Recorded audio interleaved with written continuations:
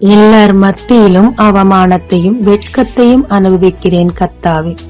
இந்த நிலை எப்பொழுதுதான் மாறும் என்ற கேள்வியோடு இருக்கும் ஆத்மாவே, இன்று கர்த்தர் நமக்கு சொல்லுவது செப்பனியா 3:19.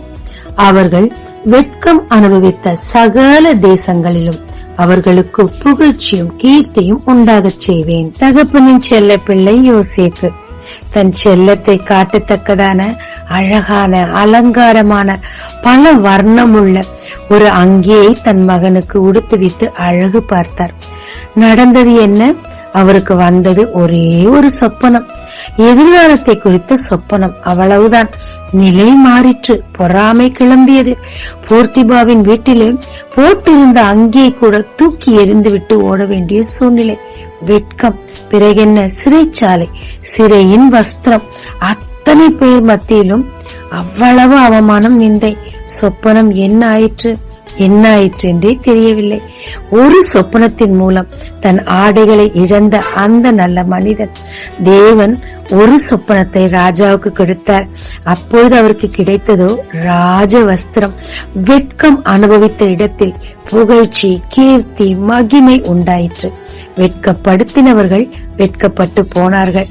வெட்கப்பட்டவரோ புகழ்ச்சியோடு தலை நிமிர்ந்து நின்றார். ஆமாங்க, சில நேரங்கள்ல தேவன் நமக்கு கொடுத்த வாக்குத்தத்தங்கள் பிரம்மாண்டமா இருக்குங்க.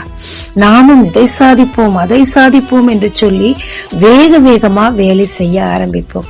சத்துருக்கு பிடிக்குமா? பொறாமை வரும், நிந்தை வரும், அவமானம் வரும், வெட்கம் வரும். அத்தனையின் மத்தியிலும் நாம் கொஞ்சம் சகித்துக் கொண்டு தேவன் நமக்கு கொடுத்த வாக்கு தத்துவத்தை மட்டும் நம்பி நாம் செய்யும் காரியங்களை, தேவனுக்கு உண்மையாயிருக்கும் காரியங்களை தொடர்ந்து செய்வோமானால், தேவனுக்குள் வைராகியம் பாராட்டி நம்மை நாம் பரிசுத்தமாய் காத்து கொள்ளும் போது ஒரு நாள் வருங்க, சகல வெட்கமும் மாறும்.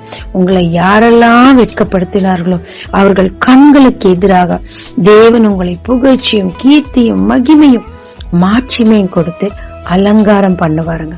நம்புங்க, பொறுமையா இருங்க. உங்களுடைய நேரம் வந்துருச்சு. தேவன் உங்களை மகிமைப்படுத்த போறாருங்க. ஜெபிக்கலாமாங்க. தேவரீர், அவமானமும் வெட்கமும் என்னை கொல்லுகிறது. ஏன் இன்னும் இருக்கிறேன் என்று தோன்றுகிறது. ஆகிலும் கர்த்தாவே, நீர் எனக்கு நன்மை செய்த வருடங்களை நினைக்கிறேன். உன் வாக்குகளை நினைக்கிறேன். சோர்வின்றி தொடர்ந்து ஓடவும் நீர் எனக்கு தரும் புகழ்ச்சியும் கீர்த்தியும் அனுபவிக்கவும் எனக்கு பொறுமை தாரும்.